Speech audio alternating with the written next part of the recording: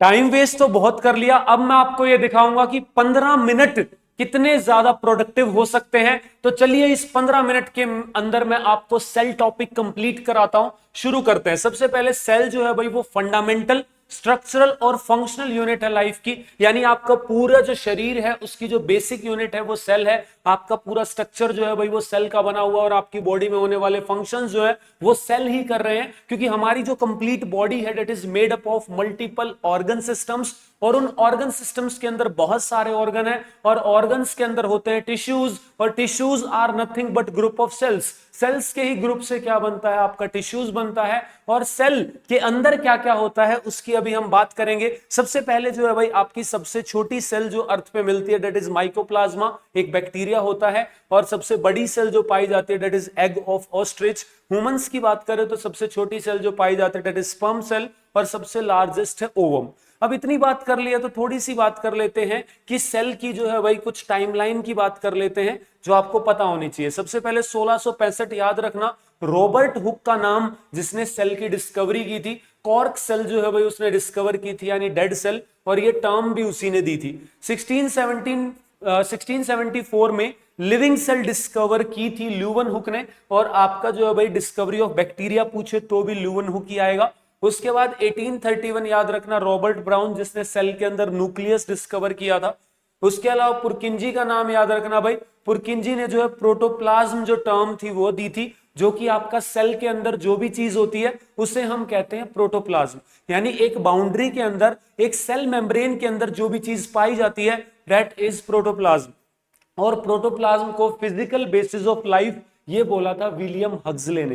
तो यहां पे भाई 1838 और 39 में शेल्डन एंड शॉन ने सेल थ्योरी दी थी, जिसमें ये बताया था कि everything is made up of cell and cell is the fundamental unit of life. जिसके अंदर 1855 में जो रुडोल्फ वर्शो है उसने एक एडिशन किया था कि all new cell will arise from pre existing cell, यानी जितनी भी नई सेल हैं वो प्री एग्जिस्टिंग सेल से ही बनेंगी। तो इतनी आपको ईयर्स जो है सेल से अगर याद रख लोगे तो आपका जो है भाई काम चल जाएगा।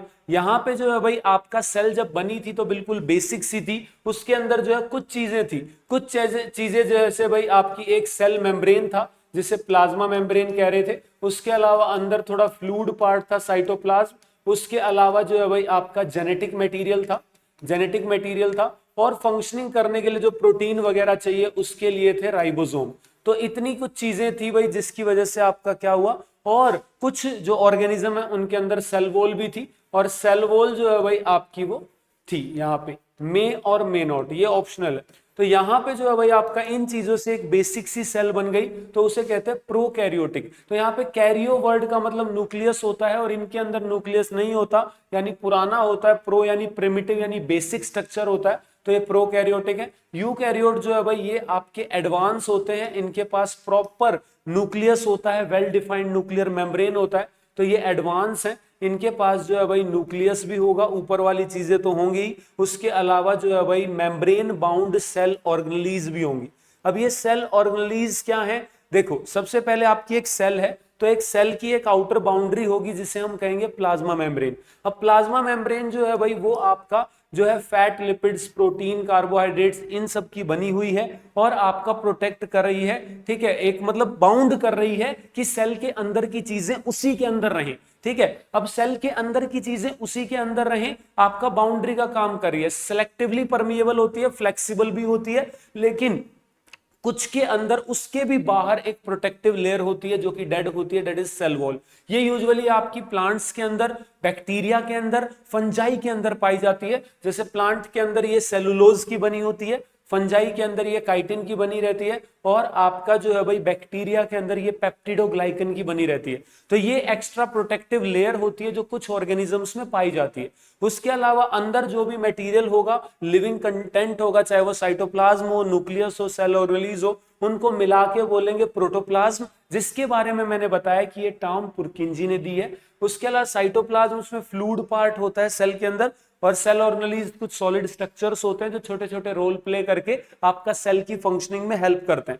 उसके अलावा जी आपका न्यूक्लियस, ये ब्रेन ऑफ सेल है एक तरीके से, क्योंकि सेल को रेगुलेट करता है, फंक्शनिंग करता है, और इवन जेनेटिक मटेरियल भी आपका न्यूक्लियस के अंदर ही होता है। तो ये न्यूक्लियस वगैरह है तो आपका यूकैरियोट होगा, यानी true nucleus is with the eukaryote. और अगर नहीं है, अनडिफाइंड न्यूक्लियर रीजन है जिसे न्यूक्लियोइड कहते हैं, अनडिफाइंड न्यूक्लियर रीजन जिसे न्यूक्लियोइड कहते हैं, वो पाई जाती है प्रोकैरियोट्स के अंदर। तो ये इतनी चीज यहां से याद रखनी है। अब मान लो आपने सेल को जो है भाई अलग अलग मीडियम में रख दिया।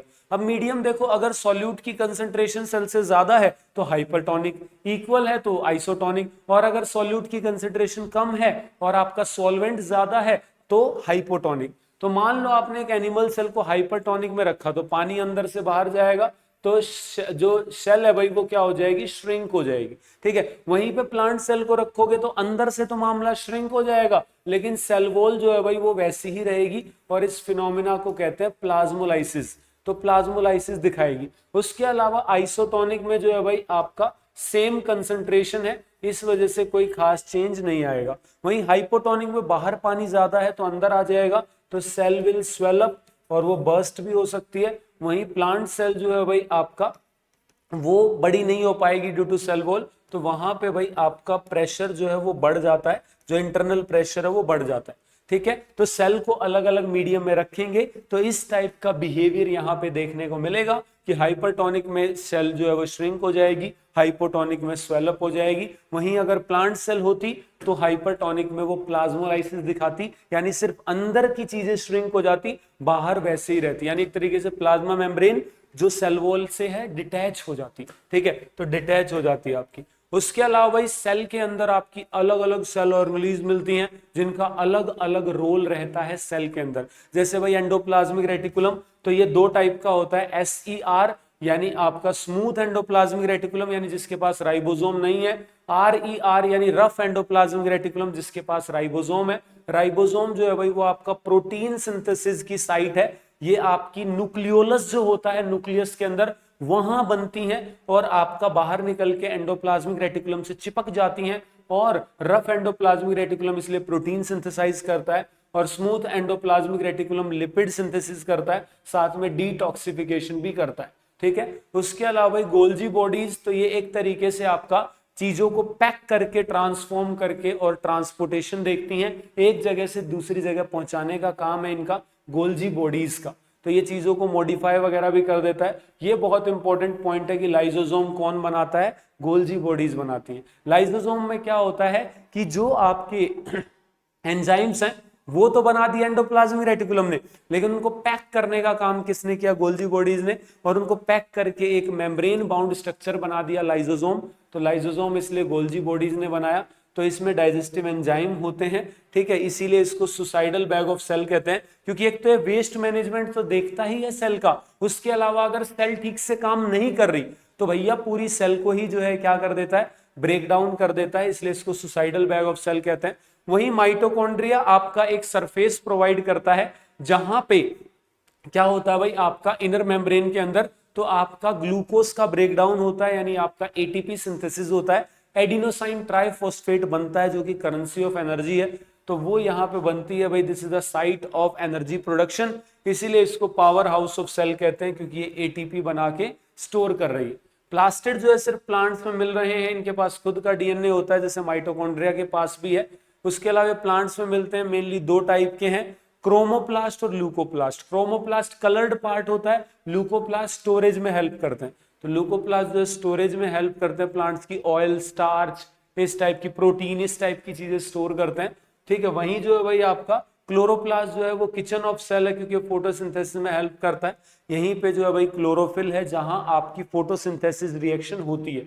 उसके अलावा वैक्यूल्स जो है भाई प्लांट्स में तो बड़े बड़े होते हैं, वेल डेवलप्ड होते हैं, स्टोरेज में हेल्प करते हैं, प्लांट की 90% तक जगह ले लेते हैं प्लांट की।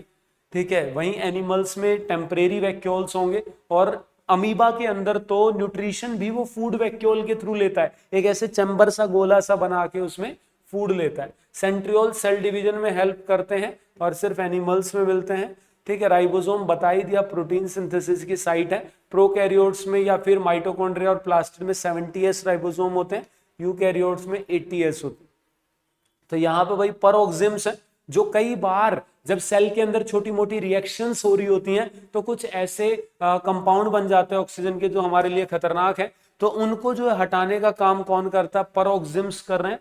यानी पेरोक्सिम्स आपका क्या कर रहे हैं दोस्त? ये आपका जो हार्मफुल चीजें हैं, ऑक्सीडेटिव, जो एक तरीके से मतलब रिएक्टिव ऑक्सीजन स्पीशीज जो ROS होती हैं, उनको ठिकाने लगाने का काम कौन कर रहा है? वो आपका पेरोक्सिम्स कर रहे हैं। तो इस तरीके से आपको सबकी फंक्शनिंग के बारे में याद रखना है, ठीक है। चलो क्वेश्चंस भी दिखा देता हूं भाई मैं आपको, कि क्वेश्चन देखो जिससे आपको पता चलेगी जो मैंने बातें बताई वो एग्जाम पॉइंट ऑफ व्यू से कितनी ज्यादा इंपॉर्टेंट है। एकदम बिल्कुल संजीवनी का काम करेंगी, आपको जो है भैया डूबती नैया को आपकी पार लगा देंगी, ठीक है। तो सबसे पहला सवाल है करेक्ट सीक्वेंस, तो मैंने बताया ऑर्गेनिज्म, उसके बाद उसमें ऑर्गन सिस्टम, फिर ऑर्गन्स, फिर टिश्यूज, फिर सेल, ठीक है। और सेल के अंदर प्रोटीन होता है, तो यहाँ पे करेक्ट रिप्रेजेंटेशन डी में है, प्रोटीन, फिर सेल, फिर टिश्यूज, फिर ऑर्गन, ऑर्गन सिस्टम, फिर ऑर्गेनिज्म।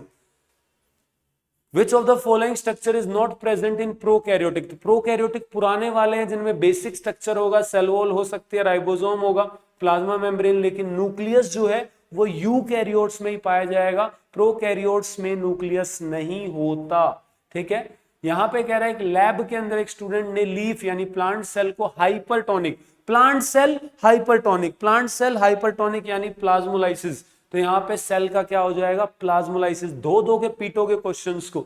यहाँ पे पूछा कौन सी सेल ऑर्गेनली है जिनके पास खुद का जेनेटिक मटेरियल है, तो खुद का जेनेटिक मटेरियल बताया माइटोकॉन्ड्रिया और आपका प्लास्टिड, तो इसका मतलब C option. Other than nucleus, DNA, ribosome यहां मिलते हैं, ठीक है, माइटोकॉन्ड्रिया और प्लास्टिड में। यहाँ पे कह रहा है कौन सा प्लास्टिड है जो भाई आपका स्टोर करेगा स्टार्च, ऑयल, प्रोटीन, तो प्लास्टिड जो है भाई कौन सा? क्रोमोप्लास्ट में कलर्ड पिगमेंट थे, क्लोरोप्लास्ट में भी ग्रीन कलर का पिगमेंट था क्लोरोफिल, ल्यूकोप्लास्ट जो है भाई आपका स्टोरेज में हेल्प करता है, ठीक है, प्लास्टिड के अंदर। यहां पे जो है भाई पूछा है which of the following statement about lysosome is not correct? तो लाइसोसोम वेस्ट डिस्पोजल सिस्टम देखते हैं भाई, ठीक है, बिल्कुल ये इनऑर्गेनिक चीजों का ब्रेक डाउन करते हैं, सुसाइडल बैग भी कहते हैं। ये फॉरेन मटेरियल्स की एंट्री रोक नहीं सकते, ये उनको ठिकाने लगा देंगे, वेस्ट मैनेजमेंट में हेल्प करेंगे, वो कर सकते हैं। वैक्यूल्स की बात करें तो प्लांट में जो है भाई वैक्यूल्स बड़े होते हैं, 90% तक जगह ले लेते हैं, सही बात है। टर्जिडिटी रिजिडिटी भी प्रोवाइड करेंगे जब इतनी जगह ले लेंगे प्लांट्स की, तो अमीबा में न्यूट्रिशन में रोल रहता है। वैक्यूल्स एब्सेंट नहीं होते आपके प्लांट्स के अंदर, प्लांट सेल में भी वैक्यूल्स होते हैं बट स्मॉल एंड टेम्परेरी होते हैं, इस वजह से जो है भाई आपका इतना, क्योंकि ज्यादा रोल आपका है नहीं प्लांट्स के अंदर, मतलब एनिमल्स के अंदर किसका? वैक्यूल्स का, स्टोरेज का, क्योंकि दे कैन डू लोकोमोशन, वो एक जगह से दूसरी जगह जा सकते हैं अपने खाने की तलाश में, तो इसलिए उनको स्टोरेज की ज्यादा नीड नहीं है, ठीक है। यहां आपने बताना है which of the following structures और components is not always present in living cell, तो हमेशा लिविंग सेल में नहीं होगा। देखो प्लाज्मा मेम्ब्रेन चाहिए ही चाहिए, साइटोप्लाज्म चाहिए ही चाहिए, जेनेटिक मटेरियल चाहिए ही चाहिए, लेकिन सेल वॉल जरूरी नहीं है। सेल वॉल मैंने बताया आपका अगर प्लांट्स में है तो सेलुलोज की बनी होगी, फंजाई की है तो काइटिन की बनी होगी, और अगर उसकी बैक्टीरिया की है तो पेप्टिडोग्लाइकन की बनी होगी, ठीक है। तो ये सेल वॉल जो है भाई आपकी सब में नहीं मिलती, जैसे आप देखो एनिमल्स के अंदर सेल वॉल आपकी नहीं है, तो सेल वॉल आपके एनिमल्स के अंदर नहीं पाई जाती। तो इन क्वेश्चंस को देख के जो है भाई आपको आइडिया लग गया होगा, ठीक है। बाकी पोज करके जो मैंने इंपॉर्टेंट बातें बताई, इंपॉर्टेंट ईयर्स बताए हैं, जो बताया है कि किसको क्या कहते हैं, ठीक है, पावर हाउस ऑफ सेल क्या है, सुसाइडल बैग ऑफ सेल क्या है, ब्रेन ऑफ सेल क्या है, प्रोटीन फैक्ट्री क्या है, किचन ऑफ सेल क्या है, जैसे क्लोरोप्लास्ट, ऐसे करके एटीपी कहां बन रहा है, कौन क्या रोल प्ले कर रही है, पैकेजिंग का काम किसका है, लाइसोसोम कौन सिंथेसाइज करता है, ठीक है, ऐसी चीजें, आपका फैट प्रोटीन कौन सिंथेसाइज करता है, प्रोटीन कौन सिंथेसाइज कर रहा है, राइबोसोम कहां बन रहे हैं, इसके अलावा मतलब ऐसे इस तरीके की कई सारी चीजें हैं जो आपको ध्यान से सुननी और समझनी थी। तो जैसा कि आपसे वादा रहा ऐसे ही आपको टोनिक डोज देते रहेंगे, बूस्टर डोज देते रहेंगे।